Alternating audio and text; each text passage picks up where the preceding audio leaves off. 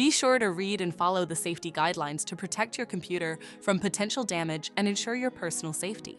For more information about safety guidelines, see the owner's manual at dell.com/support. Before you begin, turn off the computer and disconnect all the attached peripherals. Before proceeding, ensure your computer is in service mode.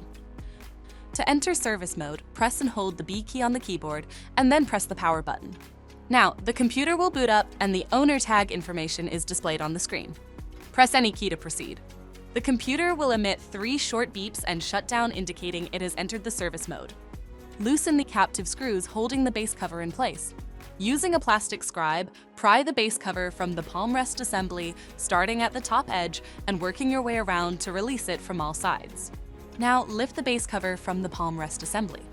If your computer is unable to enter service mode, disconnect the battery cable from the system board. Identify and unlatch the memory module. Grasp the module by the edges to remove it from the system. To reinstall the memory module, place it back in the system and relatch it. If the battery cable was disconnected earlier, make sure to reconnect it to the system board.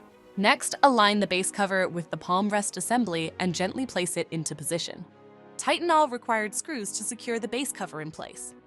To exit service mode, connect the AC adapter and press the power button. Please note, the system will only power on and exit service mode if the adapter is connected.